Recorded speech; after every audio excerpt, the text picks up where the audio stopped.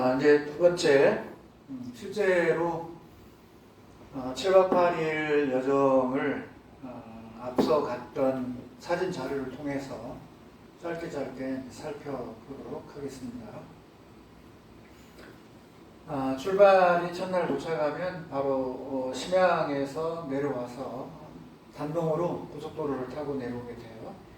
그래서 여기 지금 보이는 게 압록 철교가 되고, 이 철교 옆으로 여기가 이제 압록 단교입니다. 지금 여기 교감은 남아 있는데 1950년 가을에 한국 전쟁이 터졌을 때 미국의 메가더 장군이 중공군의 개입을 막겠다는 취지에서 바로 이 압록 철교를 폭파하게 됩니다. 그래서 그 폭파한 흔적이 지금 남아 있는데, 이 중국 단동 쪽에서는 이렇게 관광시설이 되어 있어서 압록강, 지금 얼어있는 압록강을 볼 수 있는데 거기 중간까지 갈 수 있고, 뒤에가 지금 신의주 있거든요. 신의주인데 북한 쪽으로는 이렇게 다리만, 교감만 지금 남아있는 모습을 볼 수가 있습니다. 요거는 2015년도에 45명 기행단이고, 그리고 여기는 남원여고 학생과 교원들을 안내했던 장면입니다. 몰수제비를 뜨는 장면이죠. 그리고 요거는 2018년도에 이 만주 일대에는 우리 제중동포들의 교원들과 고등학교 학생들을 선발해서 제가 회장으로 있는 한민족문화공동체 후원에 최경용 선생과 서신용 선생님 두 분과 제가 만주로 들어가서 독립운동을 매개로 해서 민족 동질감 회복을 시도했던 그 만주 지역 항일전쟁의 현장을 찾아서라는 프로그램에 나타난 사진입니다.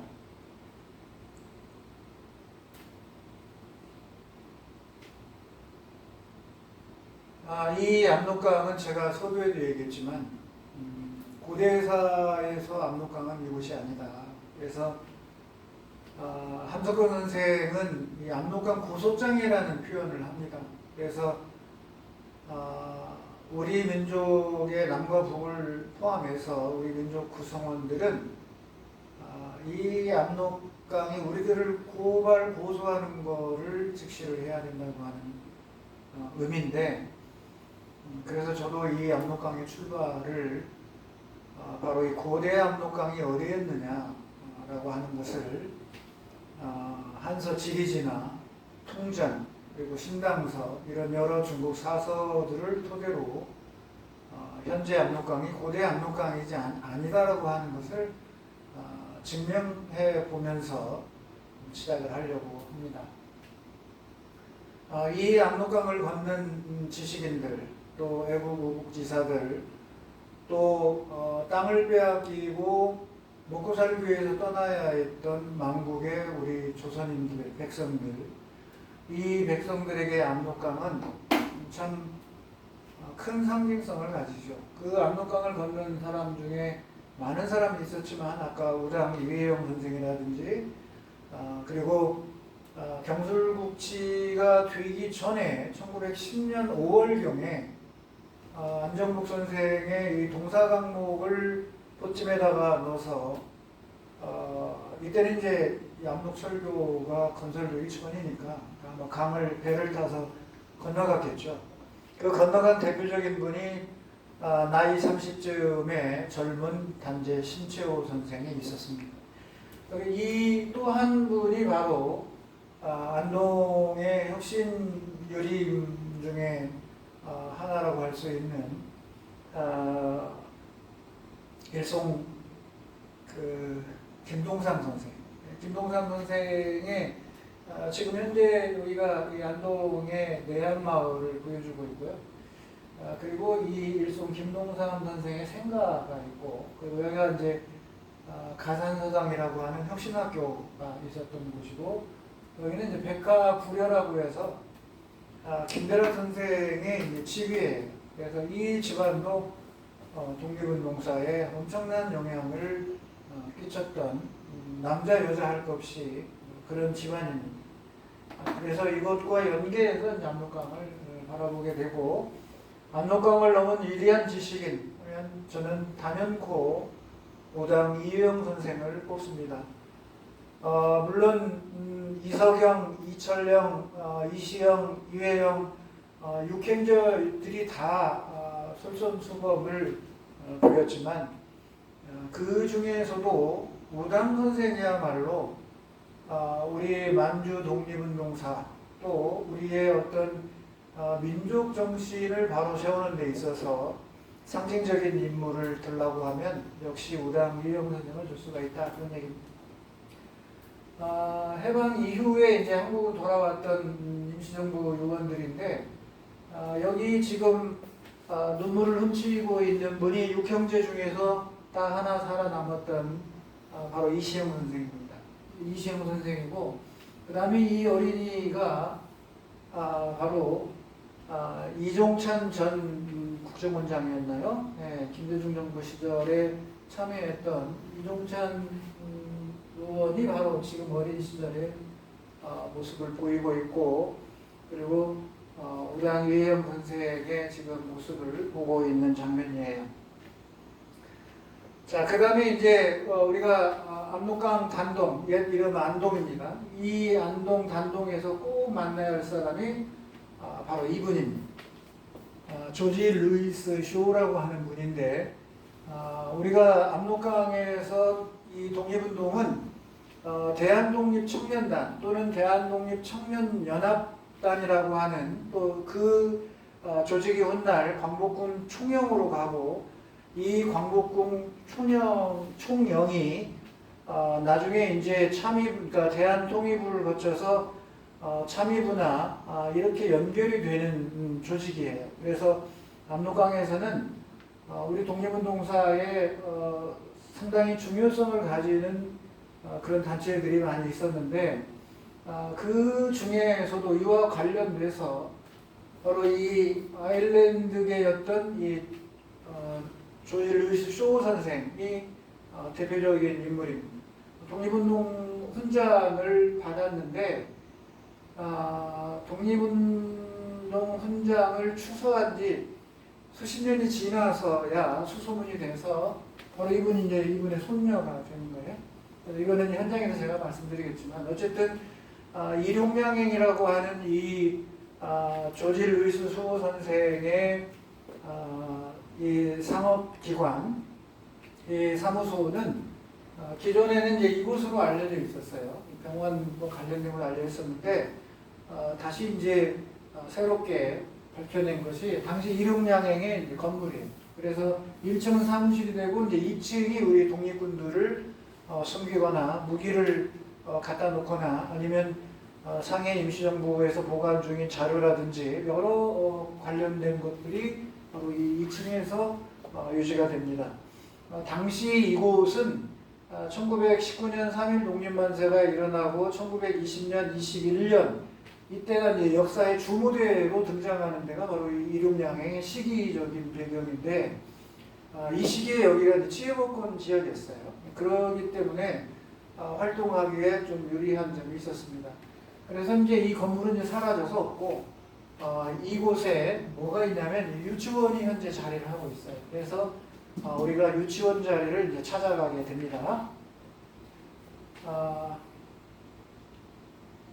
나라를 잃은 처지에서 나라를 되찾겠다고 독립운동하는 수없이 많은 우리의 의인들이 있었다면, 우리 국적도 아니고 우리 국민이나 우리나라 사람도 아닌 아일랜드계 영국인이었던 조지 루이스 쇼 선생이 이렇게 국적을 초월해서 우리 대한의 독립을 위해서 헌신하고 목숨을 내놓고까지 싸웠던 배경은, 첫 번째는 저분의 따뜻한 인간애가 있을 것이고, 두 번째는 이 아일랜드가 사실은 영국의 식민지였는데 1921년도에 아일랜드가 독립을 합니다. 그러니까 그 독립하기 전 2년 전 3.1 독립만세와 그리고 3.1 독립만세 이후에 이제 김구의 망명도 바로 이 쇼 선생의 이륙 양행에서 운영한 게리모라고 하는 배로 바다를 건너서 중국으로 건너가게 해준 거거든요. 그 이후로 우리 독립운동사에서 한반도와 만주나 상해, 중국 내륙으로 이어지는 연결 통로이자 교통국의 역할을 했던 것이 바로 이륙양행이었기 때문에 엄청난 중요성을 갖고 있다고 할 수 있어요. 그래서 저 조지 루이스 쇼 선생이 자기가 속한 나라의 이 독립을 간절히 바라는 같은 마음, 그런 마음으로 바로 이 조선의 독립도, 대한민국의 독립도 그토록 바랬던 것이라고 이해해 볼 수가 있을 겁니다. 이 단동에는 바로 이 원보산이라고 하는 산이 있는데, 이 원보산 일대가 바로 이 3.1 독립만세 이후에 서울에서 독립운동 만세투쟁을 벌였던 학생들, 그리고 평안북도나 이쪽에서 활동했던 젊은 청년들이 대거 이제 압록강을 건너서 독립운동에 참여할 때 중심지가 됐던 곳이거든요. 그때 대한독립청년단을 결성했던 데가 바로 이 원보산 일대 이 산자락이라고 지금 보고 있습니다. 그리고 단동에 있는 당시 일본 영사관 건물인데, 이곳이 북간도에 있는 용정에 일본 간도 총영사관처럼 이 압록강을 건너가는 우리 독립지사들에게는 이곳이 상당히 공포적인, 그러니까 위협을 느끼는 그런 공간이었을 거라고 생각합니다. 지금은 이제 중국 공항과 관련된 건물로 쓰여지고 있고요. 자, 대한독립청년단이나 그리고 청년연합회가 결성이 되는 중심인물에 이제 안병찬이라는 인물이 있습니다.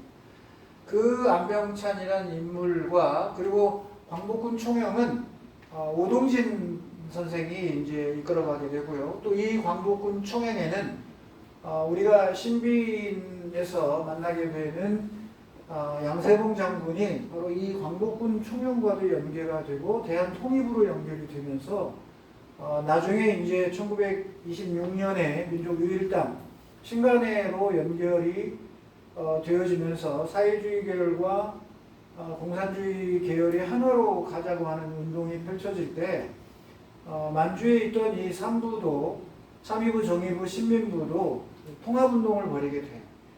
그래서 혁신의회와 국민부로 이제 합쳐지게 되고, 이때 혁신의회는 얼마 가지 않아서 해체되는 걸로 보고 있죠.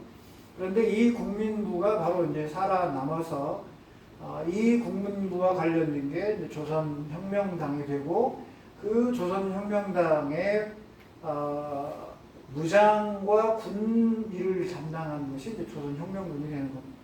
그 조선혁명군의 사령관이 훗날 되었던 양세봉 장군도 바로 이 광복군 총영과 연관이 되어집니다. 자, 그리고 이제 단동에서 관전을 거쳐서 우리가 환인으로 올라가면서, 환인으로 올라가기 전에 이 관전 환인 사이에 바로 이 이진용 기념원이라고 하는 특별한 공간이 조성이 되어 있습니다. 그래서 이게 지금 소화라고 하는 혼강의 지류인데, 그 혼강의 지류의 소화하변 위에 여기에 바로 이진용 장군의 기념원을 세워놨어요. 그런데 이곳에 이제 부인 우씨와 함께, 비가 두 개잖아요. 이렇게 지금 모셔져 있는데, 제가 눈이 왔을 때는 버스가 이 길로 가지만 이 길로도 차량이 막 강으로도 다닙니다. 멀어서. 그래서 동포들을 모시고 가기도 했고, 우리 남원여고 학생들을 안내할 때도 가기도 했고, 그 다음에 작년 2019년도에, 그러니까 5년 전에 선생님들 모시고도 이곳에 찾아갔었습니다. 이곳은 이번 여정에는 없지만 의암 유인석 선생과는 아주 중요한 곳이에요. 그래서 반납초두구라고 하는 곳인데, 의암 유인석 선생이 을사늑약 이후에 이제 물론 그 뒤로 연해주로 망명을 하지만 을미사년 때부터 이분은 이제 의병을 창의를 하게 돼요.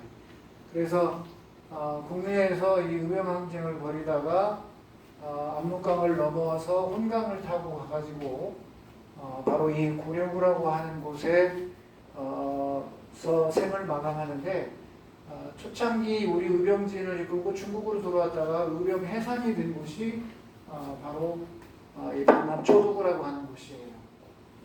2015년도에 그 반납 초도구의 호나강변에서 혼하는 심양 밑에 있는 게 혼하고요.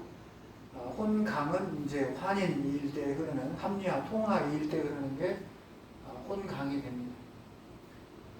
자, 그리고 여기가 바로 윤희순 의사가 학교를 세웠던 노학당터에, 노학당이라고 하는 학교를 세워서 독립운동가를 양성을 했는데, 그곳이 이 보락보진이라고 하는 곳에 있어요. 그래서 노학당 유지해가지고 되어 있죠.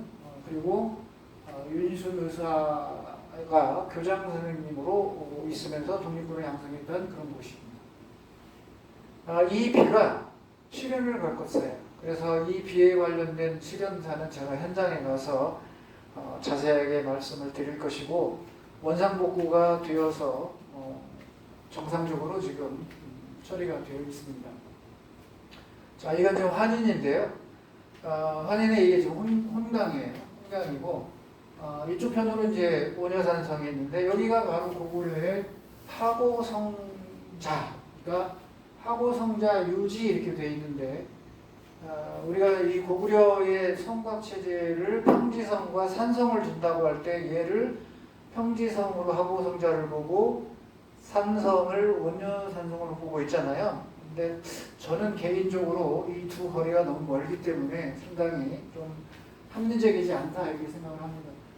이곳에 가면 지금 이게 자갈들도 보이고 모래도 보이는데 여감이에요.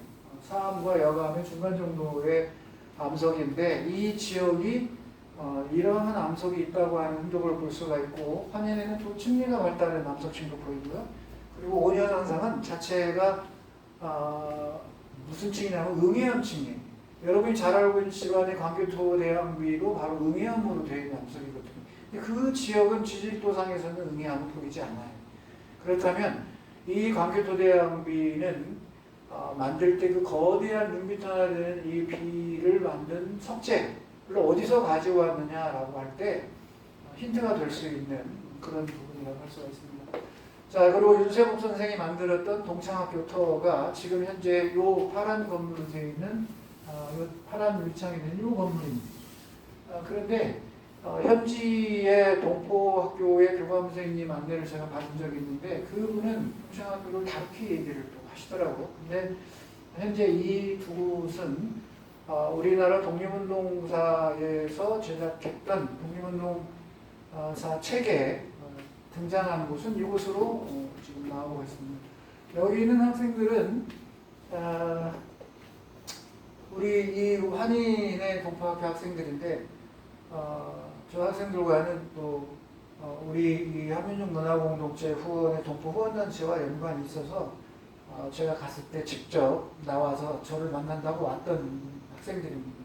여기는 지금 한인 조선족 학교예요. 우리 동포학교고, 이 부분은 나중에 제가 만나서 직접 설명을 드리도록 하겠습니다. 자, 그리고 이제 환인에서 어디로 가냐면 신비인의 평정산으로 가는 장면인데, 이곳은 왜 제가 실어놨냐면 1619년 3월에서 4월 이 사이에 광해군이 보낸 이 조선군,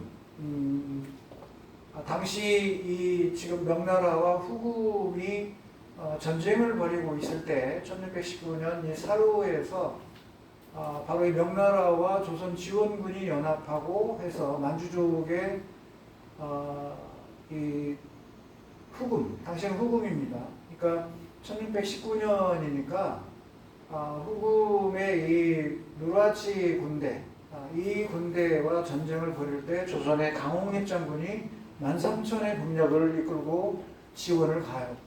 그래서 이 환인에서 신비 눌러서 영릉으로 해서 헛화라성이라고 하는 후금의 성, 누르하치의 성을 이제 공략하기로 했는데 그때 파견됐던 우리 조선군의 약 8천 명이 몰살당한 지역이 이둔방입니다.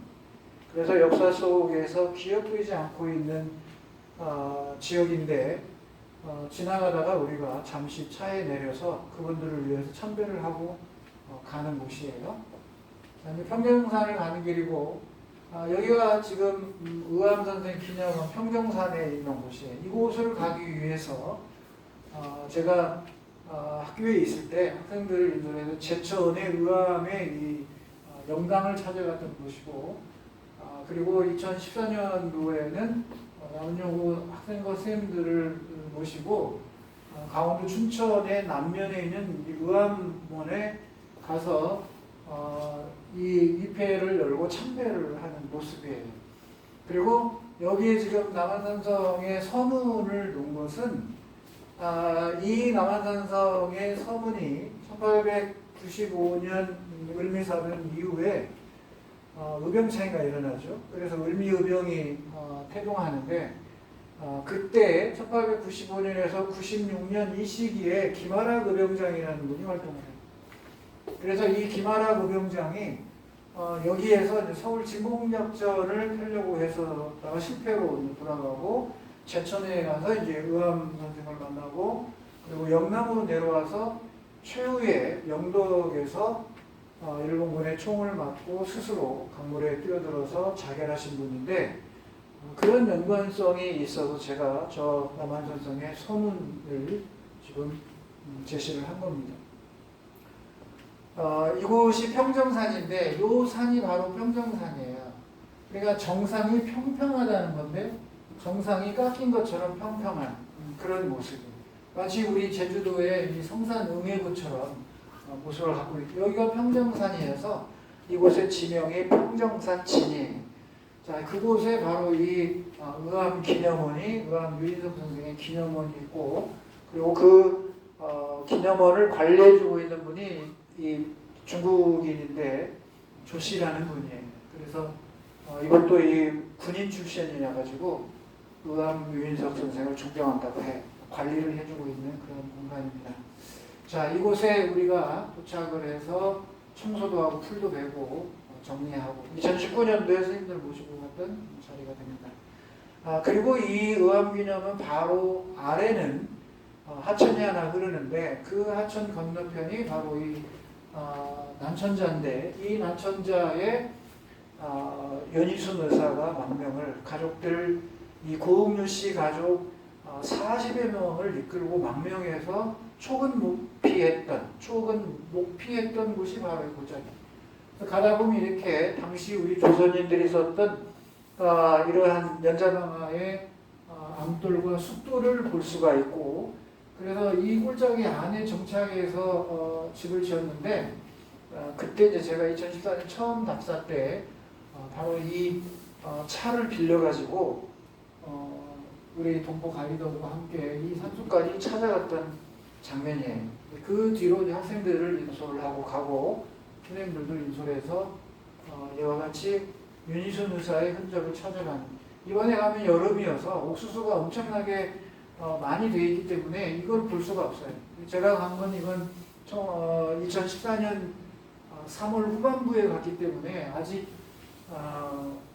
초록이 없잖아요. 그래서 이런 것들을 볼 수 있지만 실제로 이번에 가게 되면 이렇게 이제 옥수수가 있기 때문에 이걸 찾기가 쉽지 않아요. 그러니까 이걸로 대신해서 볼 수 있어서 좋겠고요. 자, 그리고 이 평정산에서 나와가지고 이제 영릉으로 해서 신빈으로 해서 왕청문으로 가는 그 여정로에 바로 이 조선혁명군 사령관이었던 양세봉 장군의 주 전투지입니다. 이때는 중국도 이제 이 조선혁명군과 연합으로 한중연합부대가 결성이 돼서 일본과 만주연합군, 그러니까 일만연합군과 전투를 벌이게 돼요. 그러니까 주 전투지가 바로 이런 현장들이고요.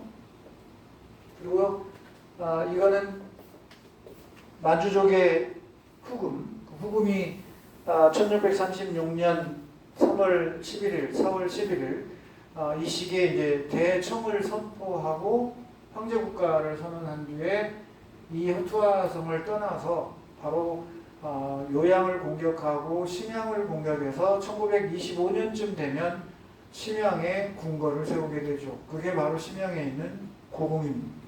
그래서 바로 이 만주족 청나라의 출발지가 이 허투아라 성인데 이 안에 들어갈 시간은 없지만 우리가 입구에서 정문 앞에서 사진을 한 장 찍고 갈 생각입니다. 자, 이 신빈에 가면 신빈에 우리 조선족 중학교가 있어요. 조선중학교가 있는데 중학교라고 우리의 중학교라고 생각하면 안 되고요. 고등학교까지 같이 있는 학교를 말합니다. 그리고 우리 동포들의 숫자가 많이 줄어들기 때문에 지금은 이제 연합해서 많이 초등학교도 있고 중학교, 고등학교까지 함께 이렇게 묶여져 있어요. 이곳에 지금 신빈 교장선생님과 그 다음에 당석이 그리고 학교 직원들, 저와 함께하는 동포 가이드, 제가 이제 이 신빈 학교는 우리 이 후원 사업에 많이 참여를 해서 써놨습니다. 이분이 바로 이용광 열사예요. 그리고 사회주의 계열이었기 때문에 우리나라에서는 많이 안 알려져 있지만 만주에서 우리 동포 사회에서는 상당히 추종을 하는 그런 분이세요. 그리고 이제 신팔균 선생의 묘가 이 강 너머에 있는데 신팔균 대장의 모습입니다.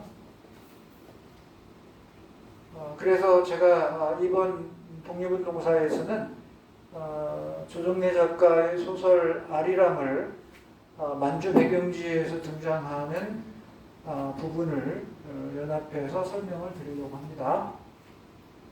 자, 그럼 이제 양사봉 장군의 형상인데 본래 여기가 지금 왕청문인데 이 왕청문 일대에 남만학교토가 있어요. 거기에 이 흉상이 있었는데 지금은 이제 이전을 해서 이쪽으로 옮겨갔어요. 네, 옮겨가고 그리고 여기서 조금 떨어진 곳에 이제 순국지가 있습니다. 제가 순국지를 찾아서 갔어요. 여기까지는 접근을 못해요. 너무 멀고 걸어서 가야 되기 때문에. 그래서 우리는 양세봉 장군 형상이 있는 데까지만 접근할 거고요. 2015년도에 우리가 양세봉 장군 앞에서 비가 오는 날 대한독립만세를 부르짖었던 거고, 그리고 2018년도 우리 동포들 교사와 학생들을 안내하면서 양세봉 장군 형상 앞에 겨울철에 영하 30도가 넘는 때 답사를 했고요. 그리고 2019년 3.1운동 및 대한민국 임시정부 수립 100주년 기념으로 우리 선생님들 모시고 여기서 대한독립 만세를 지금 외치고 있는 장면입니다.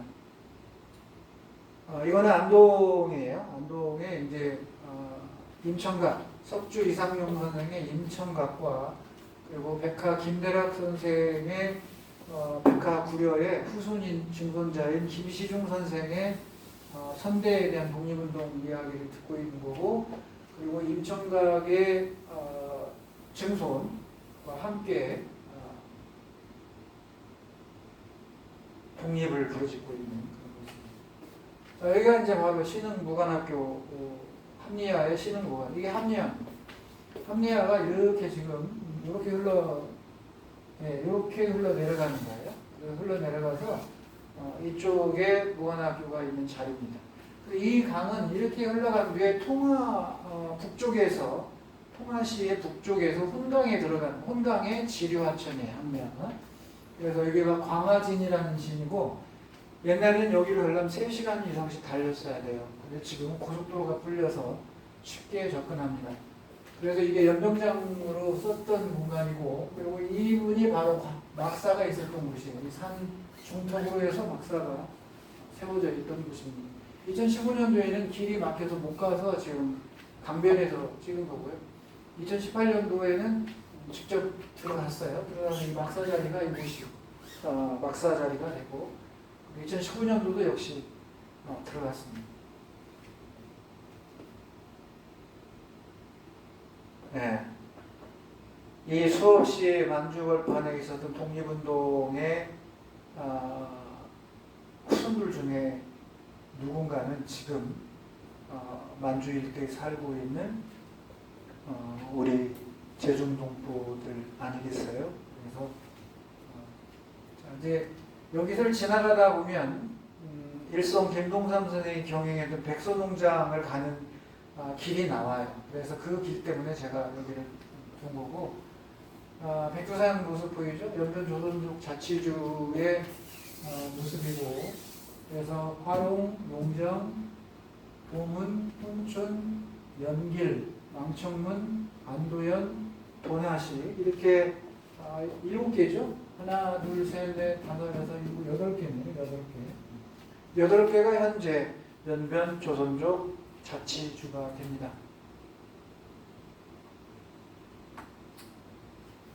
2008년도에 백두산을 갔을 때의 모습이고, 이게 흑요석이에요.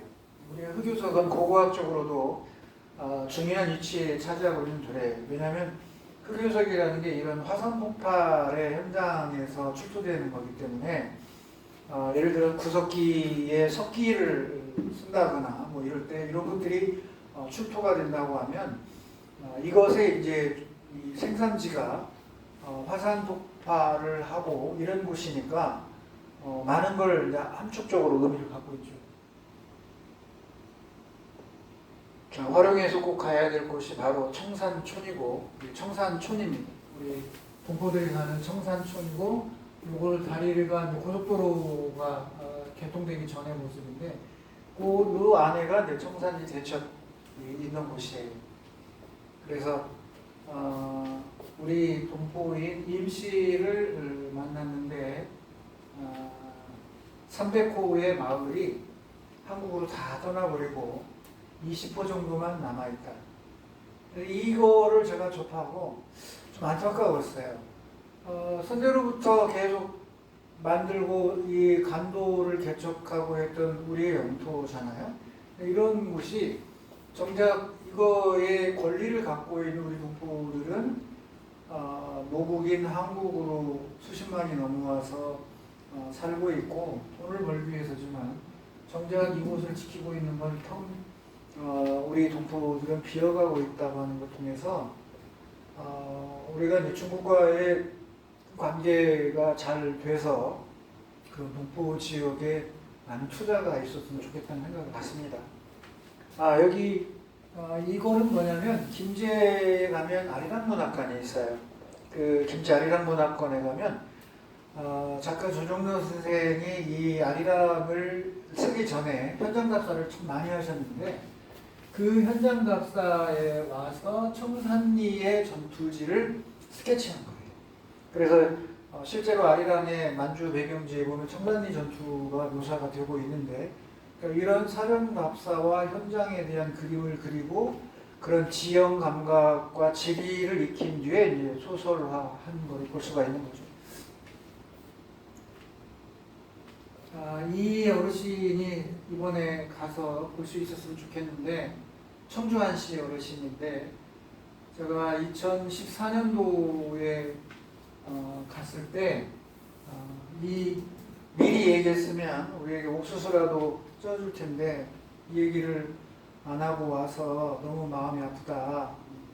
그래서 제가 그 다음에 갈 때 2014년 말고 2015년 갈 때 화룡에서 우리 신라면 3박스를 사들고 가서 마을 분들 나눠 드시라고 전달을 했어요.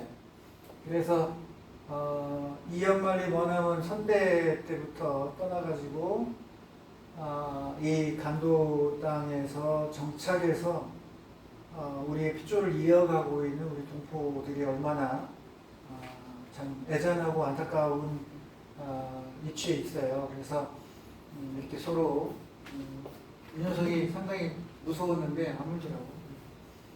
지금 그 라면을 전달하고 있는 모습이네요. 자, 화룡 청산리를 갔다 나오면 화룡의 동북쪽으로 용정으로 가는 우측 산 아래 거기에 청파오라는 데가 있어요. 그 청파오에 가면 이렇게 대종교 3종사의 묘지가 조성이 되어 있습니다. 그 묘지 조성되어 있는 부분이 바로 홍암 나철 선생, 그 다음에 서일총재 김규원 선생, 이 세 분의 묘소가 바로 화룡 연변 조선자치주에 있어요. 이 부분은 동창학교의 윤세복 선생과 또 연관이 되고 현장에서 연계해서 같이 설명을 드리도록 하겠습니다. 특히 대종교를 창시한 이 홍암난철 선생은 전라남도 보성 벌교에 가면 바로 이 홍암난철 기념관이 최근에 세워졌어요. 그래서 만주에 가기 전에 기회가 된다고 하면 벌교에 있는 이 홍암난철 선생의 기념관을 들렸다가 가면 더 의미가 있지 않을까 이런 생각이 들고요. 그래서 제가 2016년도인가 16년이네요. 2016년도에 광주 전남 지역 항일 의변 독립지사를 찾아가는 근대 역사 대장정을 제가 기획해서 한 적이 있어요. 그때 이 홍암난철 선생의 기념관에 가서 이렇게 참배도 하고 그랬던 장면입니다. 자, 그리고 이제 이 활용해서 용정으로 가는 우측변에 바로 이 발해 서고성이라고 알려져 있는 삼각타가 나옵니다. 그래서 여러분들이 그동안에 발해 유적지를 가본 적이 없는 분들은 이번에 갈 때 아마 처음으로 이제 접하게 되는데 서고성해서 되어 있어요. 그래서 기존의 사학에서는 이거를 발해의 중경현덕부로 보고 있는데 중경현덕부가 이곳인지 요사 지리지나 기타 이 사료를 토대로 또 유득궁이 지은 발해고라고 하는 것과 연관시켜서 접해 보도록 하겠습니다. 이 부분은 현장에서 강의를 할 거니까 넘어가고요. 자, 그럼 이제 용정에 오면 바로 이 대성중학교에 오게 되잖아요. 그래서 이게 바로 해람강입니다. 청산리 갈 때 해람강을 만나게 되는데 바로 이 해람강이 활용해서 내려와 가지고 용정으로 온 뒤에 용정에서 연길까지 타고 내려가요. 그래서 연길시의 북동편에서 포원이 합통하라고 하는 강과 합해 준 뒤에 두만강의 온성 쪽으로 들어가서 합류가 됩니다. 그러니까 이 해람강은 바로 두만강의 지류 하천인데 그 지류 하천도 또 포원이 합통하라고 하는 곳에 또 들어가기 때문에 제2지류 하천으로 볼 수가 있겠죠.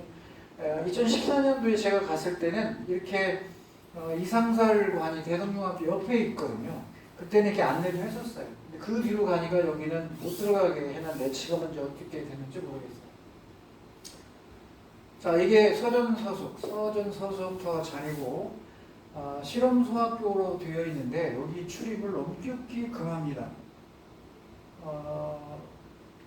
아예 못 들어가게 하고요.